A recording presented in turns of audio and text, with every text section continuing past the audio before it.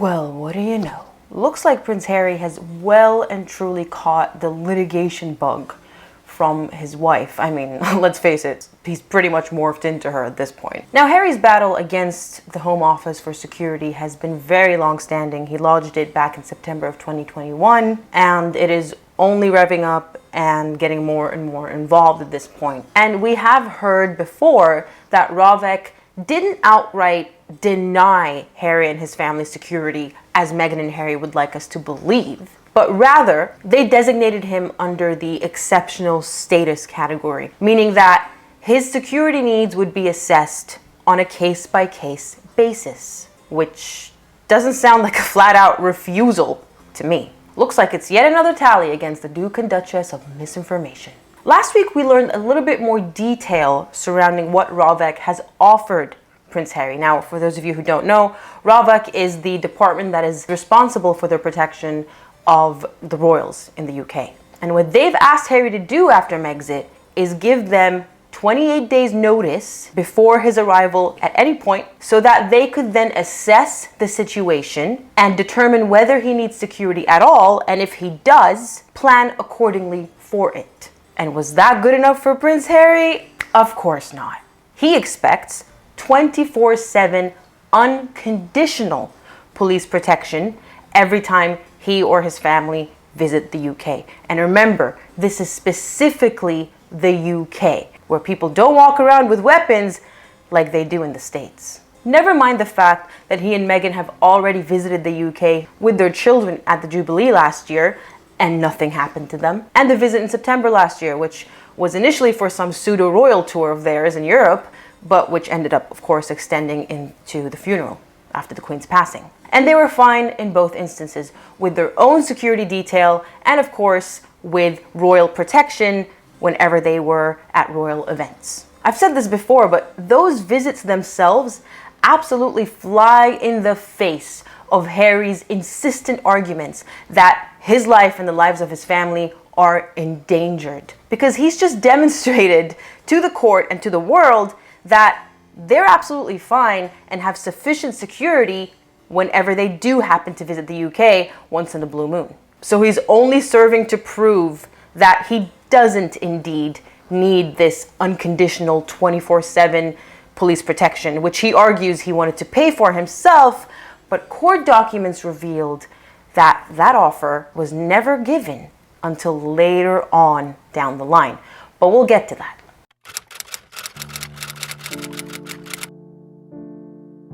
Harry's arguments for security are so repetitive, and as with most things they've said in their Netflix docuseries, the Oprah interview, the book, all aspects of their worldwide victimhood tour, their claims appear to be entirely unfounded. Now, I say appear to be because I'm not going to claim that I have access to all the information that they may have behind the scenes. Because don't forget, all we know is whatever is released or leaked into the public domain. But from what we've seen, all of their serious allegations have not been backed up with evidence. And you think if they actually had evidence of their lives being threatened, for example, a mob of paparazzi every time they were in the UK, they're pushed and shoved and they couldn't even walk straight, they would have included that footage in the Netflix docuseries. Instead, they've had to resort to reenactments, basically dramatization, or using footage of other people being hounded, like Katie Price, to claim as their own.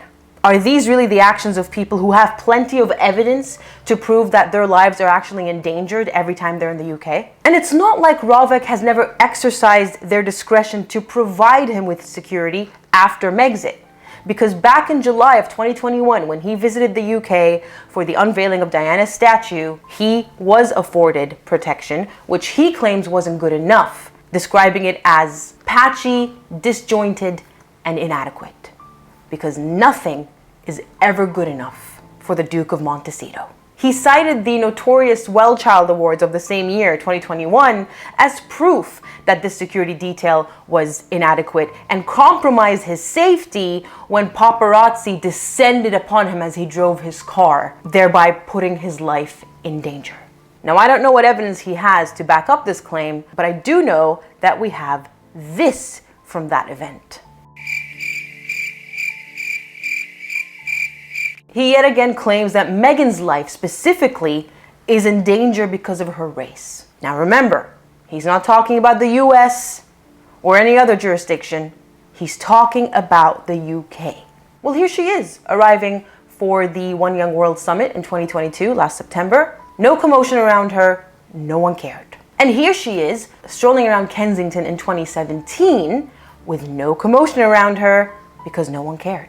Oh, and here she is, arranging a pap stroll in 2015 in London, and lo and behold, no commotion around her because no one cared. And you have 2013, possibly 2014. I don't know the dates of these visits, but they appear to be quite old. And regardless, it's irrelevant because here she is with the exact same skin tone that she has had ever since she met Harry, right? I mean, she's not really a chameleon. She's stuck with her skin tone, apart from the orange bronzer that she's been very fond of recently. But she's walking around the streets of London without a security detail, heck, without even one bodyguard. And she felt absolutely safe in doing so and was absolutely fine. If the UK truly was such a dangerous place for someone of color, then why was she comfortable walking around with zero security back then? She claims she was famous enough to have to wear baseball caps and sunglasses to hide from people. So the argument of, oh, well, she knew she was anonymous, so she was fine, wouldn't even fly. And then he claims that he and Meghan are targeted because of specifically his military service. Now, all I have to say about that is, if anyone put a target on your back, especially very recently, because of your military service, it was Harry himself by putting in that reckless comment on the Taliban. Because yes, that definitely made them sit up and pay attention, and some violent extremists have made threats. That is undeniable and entirely unacceptable, but it is a direct result of Harry's recklessness. So if he's got anyone to blame for that very real heightened security risk, which is not limited to the UK, by the way, they can find him anywhere, he's got only himself to blame. But of course, we're talking about Meghan and Harry here, where nothing is their fault. Harry asks Ravik for an example of another high-profile person. I'm assuming he means a royal, because he really should be comparing apples with apples, who's had their security pulled from them after quitting a public life. Well, first of all, you haven't quit public life, you've quit the monarchy. Those are two very different things. And second of all, how is anyone meant to pull up another example when no such example exists? The Duke of Windsor was forced to abdicate to marry his wife, and they were effectively exiled. As I've said before, it wasn't their choice. You, however, have decided on your own, whatever your motivations may be, to leave the monarchy, to quit the royal family essentially, and relocate overseas. As far as I'm aware, this is unprecedented. So how is anyone meant to give you an example of something that has never happened before? Or is your legal team purposely putting that up as an argument because they know that Ravik won't be able to produce such an example? I was having a conversation on social media with a follower about this very topic. She sent me a message and very aptly said, why on earth would anyone be targeting Harry to get to the royal family at this point? I mean, he says he inherited a security risk at birth, but he is so far removed from the royal family. By his own admission in his worldwide victimhood tour promoting his book, he stated that he hasn't had contact with his family for a very long time. We haven't spoken for quite a while. No, not recently. He's excommunicated himself. So why would he, of all people, still continue to have that security risk that he inherited at birth? It's a very logical question to put forth, and I hope the follower I'm talking about knows who she is, because it really is an excellent rebuttal to this notion of, I've inherited this risk, I need protection for the rest of my life, simply by virtue of being a prince. It makes absolutely no sense what he's saying, and is yet another indication to me of his overinflated sense of self-importance.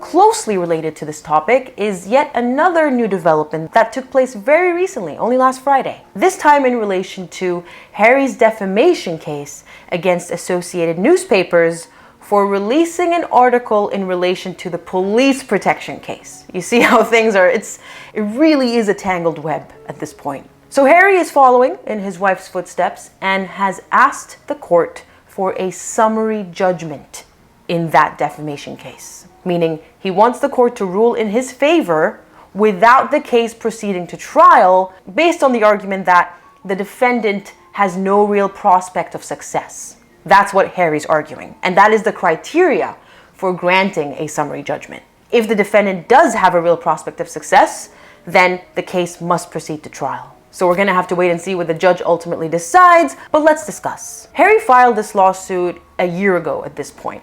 So for those of you who may be rusty on the details, or for those of you who may have never heard of this case before, here is a quick rundown of the facts. On the 20th of February 2022, the Daily Mail published an exclusive article titled "How Prince Harry Tried to Keep His Legal Fight with the Government Over Police Bodyguards a Secret. Then, just minutes after the story broke, his PR machine tried to put a positive spin on the dispute." Now, I've read the article. I remember going through it last year in a quick take. I made a video about it, and I read it again in preparation for this video. It's important to note that the Daily Mail isn't pulling out the secrecy claim out of his backside, because it discovered through court documents that surfaced last year that Harry went to great lengths to impose confidentiality orders on documents and witness statements in relation to the judicial review against the Home Office. Court documents also revealed that it was the Home Office that argued against this confidentiality order and instead pushed for transparency, since it was a matter of public interest, since it was tax-funded police protection that Harry was seeking until a certain point. Now, the Home Office, or Ravik specifically, submitted that Harry never offered to pay for his own security for a very long time, until after the Mail on Sunday broke the story about Harry's battle for police protection. And this is where the latter half of the title of the article comes in. Then 6 minutes later, Harry's PR machine spun into action. And the implication being made by the article is that Harry never made the offer to pay until after the story was leaked. Harry has already scored a win last year when the court ruled that this case can indeed proceed to trial. So he has enough grounds prima facie for a defamation claim. Now, this is obviously an absolute blow to the defendant, Associated Newspapers, which, by the way, are the same defendant that went up against Meghan in her copyright and privacy claim, because they tried to get the case dismissed, arguing that this isn't defamation, Your Honor. We simply reported on what we learned from court filings. Now, even though the court decided that the case can proceed, reading the article myself and looking at the title, I personally don't see it being a strong case for Prince Harry. I mean, of course, the law is always up for interpretation, and it's gray, and sometimes the winner is the person with the best and most convincing arguments. It happens all the time. But just purely based on the source material itself, I don't see how all of the elements of defamation have been satisfied. I mean, yes, it's a publication about Harry, but he's arguing that it's a false statement. Now, as I said, Associated Newspapers have evidence from court filings that Harry did try to keep things secret. So unless he has evidence disputing that, I don't see how that's false. Unfortunately, this may be another case of the infamous favoritism that courts in the UK demonstrate towards members of the royal family. We've seen it before, and most recently we've seen it with Meghan herself, because anyone who knows the true facts of that case can see how it should never have ended at a summary judgment, and it should have been properly tested at trial. So we may yet see the same result in this instance, unfortunately. Although, silver lining, we did learn about Meghan and Harry's forgetfulness from Jason Knopf in the appeal of that case, so all was not lost. So you're probably wondering, how can the defendant, Associated Newspapers, defeat this application for summary judgment? What they have to do is convince the court that they do indeed have a real prospect of success. Perhaps it's the evidence that we talked about from Ravik's court filings, proving that Harry indeed wanted to keep the Home Office fight private and confidential. Or maybe they can use date and timestamp showing how Harry's PR team spun into action 6 minutes after the Mail on Sunday leaked the story of the battle for the first time. They're also arguing that they don't believe that this article caused Harry any serious harm, because that's another final element of defamation in the UK. We have it in Australia as well, which without it would defeat a claim for defamation. And this was done as part of reforms to stop vexatious litigants from taking advantage of defamation law and suing people for things that they may have said which didn't even have any consequences. And note the term serious harm. It's not just any harm. And I quite agree with Associated Newspapers. I don't see how this article itself could have led to a serious impact, a negative impact on Harry's reputation. Because by the time it was published in 2022, I hate to say it, but Harry's reputation was already down in the dumps. And that's not to say you can't defame someone who's already, suffering in that area of reputation. But the word serious here is the key. Harm? Sure, maybe. People may have scoffed and thought less of Harry after reading it. But serious harm? That at least has enough merit, that argument, to take it to trial. Even if they end up losing, at least the defendant would have had a fair chance of making that argument. And the burden of proof, by the way, on proving serious harm would be the claimant, Prince Harry, himself. So the defendant doesn't have to prove that he didn't suffer serious harm. It's rather Harry has to prove that he did. And if he's unable to do that, then as an integral element of defamation, his claim would fail. I do detect a weakness in the article, specifically in this paragraph where the word apparently is mentioned. The Press Association apparently having been given an advanced briefing by Harry's camp apparently indicates that the Mail isn't operating on solid evidence. It's probably speculating. It's inferring based on the timing that, Harry's team probably debriefed the Press Association after the Mail on Sunday leaked the original story. Now, unless they provide evidence of that, that could be a weakness because they publish something not knowing whether it's actually true or not. And it doesn't sound to me like it's an opinion. It's not a statement of opinion, which Associated Newspapers is arguing that they're going to rely heavily on the defense of honest opinion. I don't know where that slots in, but again, I don't have access to their court filings, and so everything is limited to the source material and my interpretation of it as a legal professional. But it would be really interesting to see if another Jason Knopf incident happens, where maybe some of these lawyers and PR team members no longer work for Prince Harry. I mean, we all know that he and Meghan have this revolving door of staff, ever changing. So it would be really interesting to see if some of these lawyers or PR team members who are now ex-employees step up to the plate and provide evidence to the defendant, proving that there has indeed been this debriefing or they spun into action for damage control. I mean, my guess is that that's why Meghan herself fought so hard for a summary judgment, because she was terrified of what ended up coming out anyway, being Jason Knopf's evidence. And who knows what else was there that we don't know about, that Jason Knopf doesn't have possession of. More incriminating evidence, perhaps. But now we'll never know. Of course, I have to put this in here for legal reasons. Meghan's version is she didn't have anything to hide. It's just that she conveniently forgot. Someone had a severe case of baby brain, and their name isn't Princess Catherine of Wales. Isn't karma just so sweet?